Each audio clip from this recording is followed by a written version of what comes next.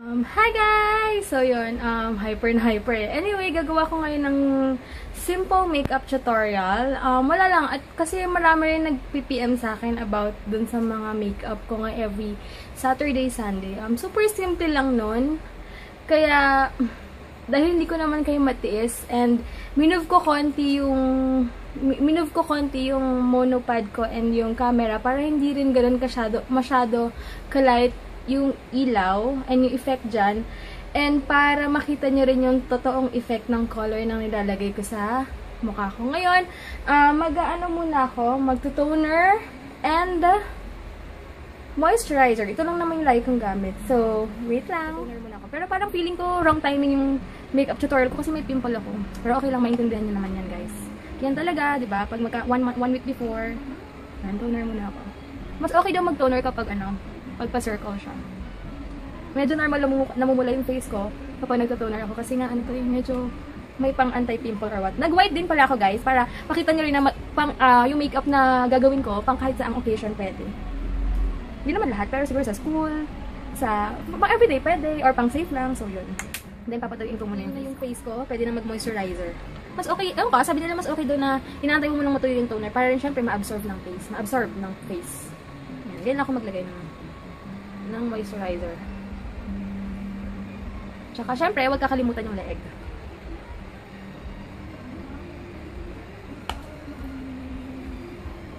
Medyo maputi siya sa una pag in-apply mo, pero nagbe-blend naman siya pag tumagal. Kakaligo ko lang, guys, kaya pala may ganito ako. Nakita nyo ba yung pagkakaiba? Medyo maputi. Kapag tuyo na yung moisturizer, ang gagamitin ko naman is ang nag-iisa kong primer forever. Wala, ito lang kasi yung binili ko eh. Dati pa to, hindi pa naman dati, siguro last year lang. Forever. Kasi alam niyo na, marami akong may mga open pores ako, so kailangan nakaka-hide din siya. Goodbye Forever from Etude House. Yan, and ganito lang minsan kakonti mo na yung nilalagay ko. Yung sa mga sa mga areas na yung mga madalas na mumuong makeup or what, diba? Yan, dito ko lang nilalagay. Sa T-zone ko lang, actually siya nilalagay kapag galagay ako. Lalo sa nose, kasi diba madalas nagmumumo. Ayun sa mga pores. Sakat ng pimple ko. Ayun sa mga pores. Tinanggal ko na pala yung towel sa guwae. Pasensya na guys, sa first time ko, so pagbigyan niyo ako. Ayan. Hindi ko alam kung ano itsura ko, bahala na. Yan, ang importante rin naman yung dito. Kasi diba, ewan ko nga, may problema nga ako sa ganto ko eh. Sobrang visible siya. Kaya yan. And ang next naman is foundation. Okay, kahit mainit, okay lang kung lalagyan ko foundation para ipakita sa inyo yung Sunday makeup ko. And okay lang, pero ito naman kasi okay lang kahit na mainit or what, kasi nag-blend naman siya sa skin. And yung meet and greet, ito yung gamit ko. Diba sobrang init, sobrang pawis na pawis ako. Nakita niyo yung na sobrang pawis ako. Pero, and Mrs. Jaja, hindi siya nag-fade or hindi nabura yung makeup ko. Kaya okay siya. So, wait lang. So, yun guys. Ito naman, Solel ba? Ang pag-pronounce tama ba? From Sansan Matte Foundation. And okay siya talaga sa oily skin. So, ito siya. Ganyan lang. Ako ganyan lang gamit ko. Isang pump lang. Parang enough na siya sa kasama ng leeg. Mas comfy kasi akong gamitin talaga yung kamay ko kaysa yung brush. Pero meron akong brush set dito, yung bigay nga ng pinsan ko. Pero mas comfortable talaga akong gamitin. And mas blend ko kapag fingers ko yung gamit. Para make sure syempre na malinis yung kamay nyo. So, ganyan ako mag-apply ng makeup. Ay, bago ko makalimutan. Hi kay Ate Cassandra. Na walang sawang laging nag-PPM sa akin. Na pag nakikita niyo yung makeup ko every Sunday, automatic may PM ako na, sana mag-tutorial ka ng makeup ko ngayon. So, ito na yon. Ayan, ganyan lang siya. Kita nyo kanina, may mga puti-puti ako sa face. Ay, pula-pula sa face. Una to, sobrang puti niya. Pero maya-maya, nag-blend na siya. Diba? Ang puti. For sa personal, hindi siya din na-expect niya na sobrang puti. May lang siya talagang, iba lang yung effect niya kasi sa camera and ilaw. Pero wag na wag niyong kakalimutan, lagyan ang inyong leeg.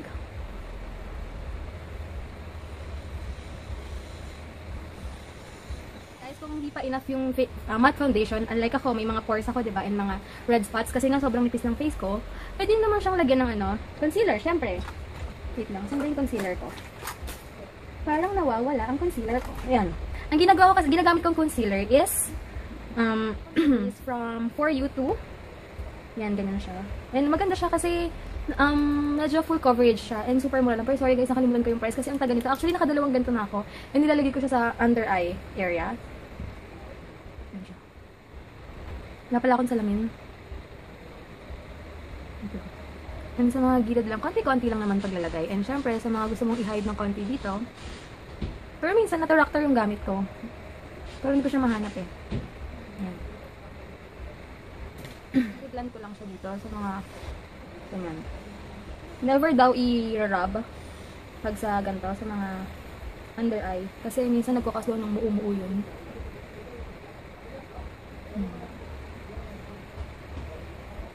Medyo maputi lang yung face guys kasi sa ilaw talaga.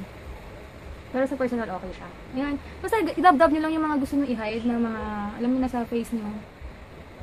And syempre, dapat ka-color din ang nag-blend din siya sa skin tone nyo.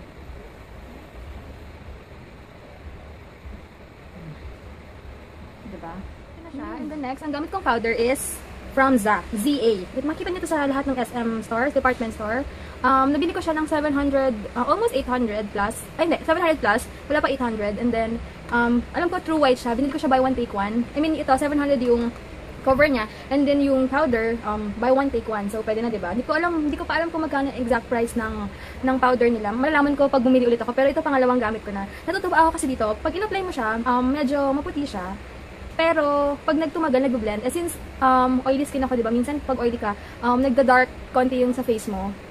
Something, ganun yung sa akin eh. So, ang pinipili ko, medyo light yung powder. Kaya yan. Wait, nag-go out of focus at ang aking camera.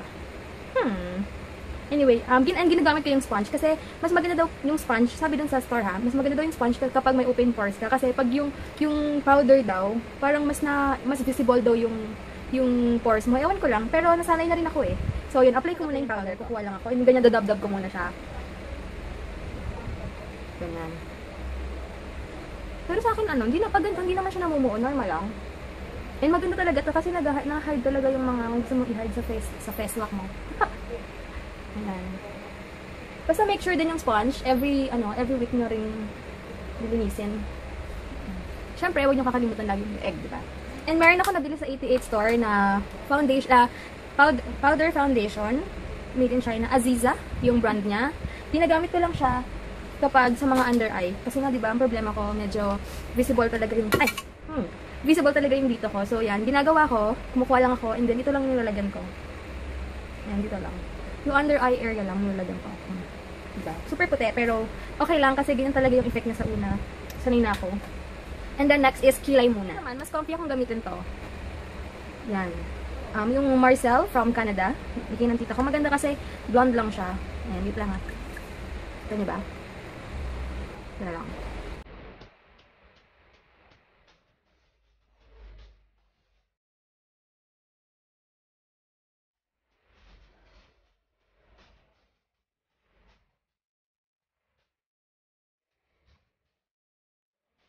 Medyo dapat gaganin niyo yung Dapat gaganin niyo yung noo niyo. Para maganda yung pagbagsak mo. May ganun pa. May emote-emote pa dapat. Kunot-kunot lang ako. Kung gusto nyo kapalan, depende naman sa trip niyo. Sabi ko nga dito. Yung kanyang trip ko sa paglagay ng kilay. Kasi mas gusto ko yung medyo makapal. Kasi sabi ni Yasmin Curdy, hi Yasmin! Kung nanonood ka, kung may time ka manood ng vlog ko. Sabi niya sa akin, mas maganda daw yung medyo makapal kasi mas mukhang fresh ang peg. Ayan. Kuha ko na rin yung kabila ko. And then, yun ba? Next, lalagyan ko siya ng konti dito para mas ma-define yung eyebrows niya. Ganyan lang oh. Ay, hindi ko makita. Yan. Yan, ganyan. Siguro mga 2 dot lang. Enough na yun. Next. Yan. Siguro enough na yung mga 2 dot. And, ayan. Ganyanin nyo lang siya. Sa dulo. And dito. Yan. Sa iba, pati rin dito, nilalagyan pag may sobra para mas define yung brows. Tutungo naman tayo. Tutungo talaga. And now, sa eyeshadows. Yan, wait lang. Ang gamit ko is from Dollface. Sorry, my name ko kasi yun eh. Yung nag-seminar kami sa Victoria Alabang last March, yung I Do seminar, wedding preparation. Dinikit ko dito, wala lang, trip ko lang. So, yan from Dollface. 42 matte palette. Yan, ito siya, para makita nyo rin.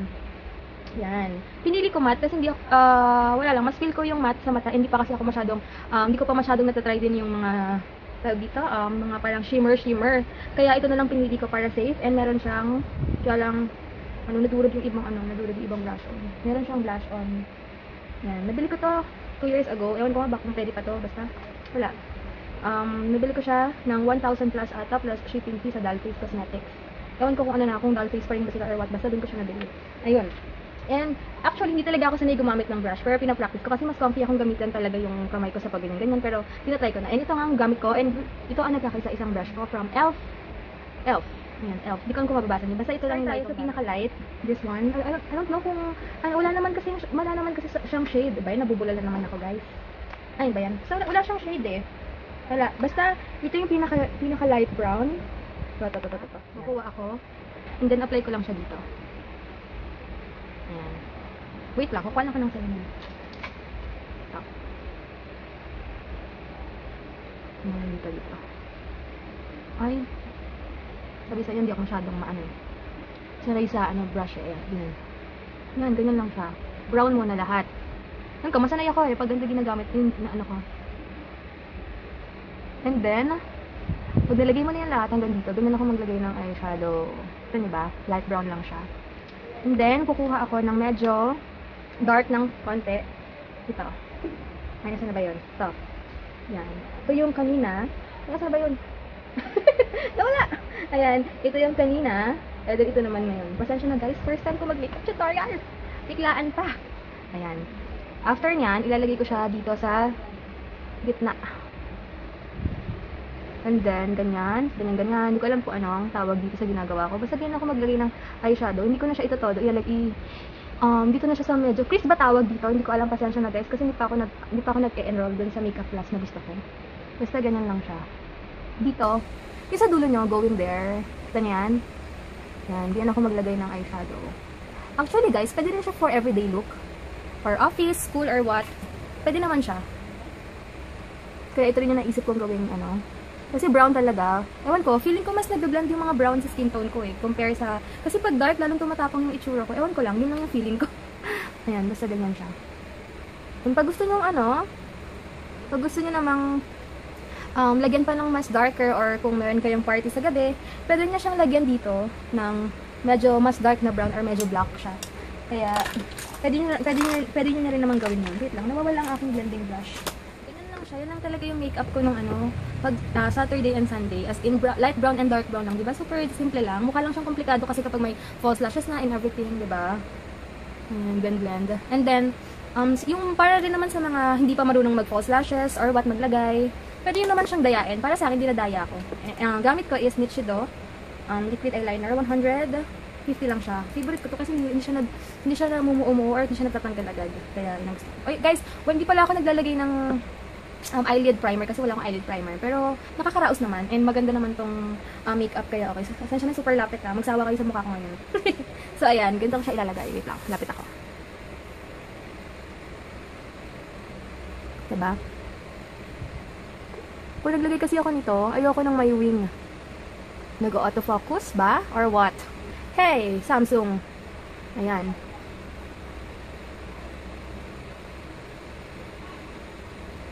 Yung ganyan na ako maglagay ng eyeliner. Lalo na kapag natamad akong maglagay ng false lashes. Dinadala ko. Liquid eyeliner nyo. I-curl nyo na siya. Gamit ko tong curl na to from Watsons. 89 pesos lang ata. Yung curl. Ayan. Curl. Diba? Simple lang guys, diba? And gagamitin ko tong mascara from Clinique. Siyempre, bigyan ng tita ko. Clinique. Ayan.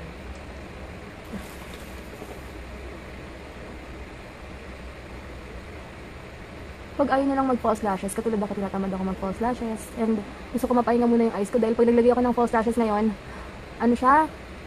namumuti-muti yung pilik mata ko. And kung gusto nyo, lagyan nyo dito. Ako naglalagay talaga ako dito sa baba. Ayan. Kaya, pwede nakaganon yung mukha nyo. Ganyan. Kasi, pag hindi nakaganon, hindi nyo malalagyan yung lower lashes. Kailangan ganon talaga yung mukha. Ganyan. Diba? And next is blush on and contour ang cheeks para medyo sa nose ko talagang flat na siya. Wala na tayong magagawa. Kaya dinadaan ko na lang sa contour. Next, ang gamit ko sa pag-contour is yung Sansan Warm Copper Fire Yan. Wala, maganda siya kasi hindi siya agad-agad natatanggal sa face. And maganda yung effect niya sa picture. So, yan, dab-dab niya lang. And then, dapat din, yung face nyo, nakaganon. Hindi nyo rin malalagay yung face nyo kapag hindi nakaganyan. Kailangan may emote. Ganyan ako maglagay ng pag-contour ng face lock. Dapat kasama to. Wala, nakikita ko lang. Yan ang mahirap pag hindi nag-aaral ng makeup class. Hindi mo alam yung tawag. Alam mo yun, nahihirapan na ako. Kaya gusto ko talaga mag-enroll sa makeup class. Meron daw sa Ricky Reyes. Yan, di ba? Compare. May pagkakaiba ba? Bahala na. Kasi ganyan yung pag-contour niya.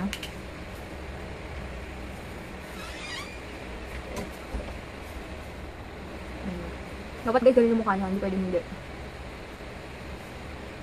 Ang ginagawa ko, nilalagyan ko ito para mas ma-define.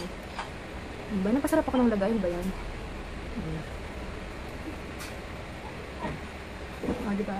Nagka-shape ang Chubby Cheeks ko mukha. Ang hindi mawawala is blush on. Ang gamit ko is Maybelline Cheeky Glow. Medyo peach siya. Brush. And, ayan. Konti lang lalagay. And, i-blend lang. Dun. Siyempre, i-blend nyo siya sa pinuntur nyo para hindi naman sobrang sagwa, diba? Kailangan i-blend. And dapat ganito rin yung face, diba?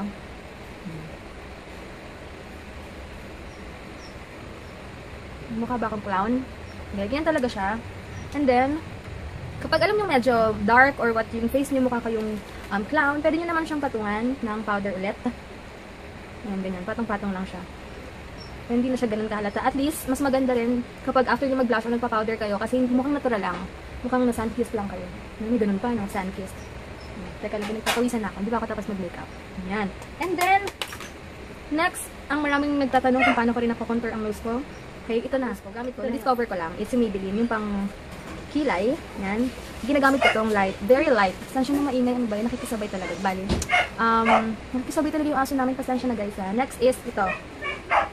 Yung pinaka-light. Kasi medyo dark or brown. Yun ang kailangan ko sa light ko. Ang nose contour. Yan. Ganyan siya. From here, ganito lang ako. Ako kung paano kayo maglagay. Pero ako kasi ganito eh. Kasi ako maglagay. Hanggang dito. Yan. Ganyan. Diba? Tangus-tangusan ng peg. Blend lang.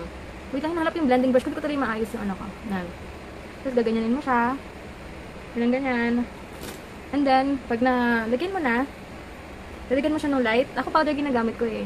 Alam ko, mas comfy ako powder. Ayan. Diba? Tangus-tangusan ang peg. So yun, and guys, nakalimutan ko, di ba, after yung mag-eyeshadow, hindi ko masyado na-blend yung eyeshadow ko kanina. Lalagyan ko ulit siya ng light banda dito sa may gilid ko. Hanggang dito.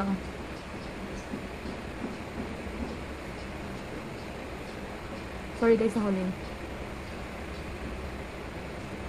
Ganito, mas feel ko lang na ganito lang yung mas comfy ako eh. And then, sa dulo naman dito, kita niyo ba yan? Sa may dulo, ilalagyan ko siya ng konting white para buhay kunwari ang peg niya. Ayan, nalagyan ko siya.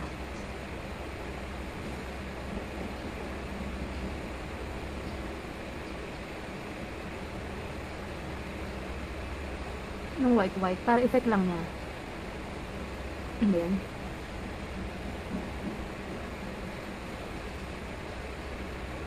pero alam niyo sa totoo lang guys, mas comfortable talaga ako yung mag-makeup sa iba kaysa sa sarili ko. Ewan ko ba? Feeling ko, minsan sambal-sambal yung makeup ko. Nilagay ko niyang kalimutan lagyan yung dito niya. Para kunwari, gising na gising ang peg. Yan ang secret ko kapag medyo puyat ako. And, in light ulit, light brown, kukunin, and nilagay dito. Minsan pa nag-makeup talaga ako, delay ko na nakita na hindi okay yung eyeshadow or what. Pero buti na aga pa naman. So yan guys. And syempre, wag makakalimutan ang lipstick. Simple lipstick lang ang gagamitin ko since medyo, alam niyo na, medyo brown na yung lips ko. Ay, yung lips ko, yung eyes ko ang gagamitin ko. Itong Hazy. Regalo lang sa amin ng mama ko. Ayan siya. Favorite ano ko to, light pink lipstick. Kasi, ewan ko, feeling ko kahit sa ang makeup bagay siya. So yun guys, sana nagustuhan nyo yung simple and first time ko mag-makeup tutorial sa buong buhay ko. Sana naman magustuhan nyo. And nakatulong kahit papano. So, guys, thank you so much for watching. Natutans ako, pasensya na kasi first time ko talaga yun. Sana mag-enjoy ko. Di ba, okay mag-I love, first time ko naman to. Alam ko na hanggang tumagal, pag lagi ko na itong ginagawa, masasanay din ako. So, sana nagustuhan nyo guys tong video na to. Bye! God bless! I love you all!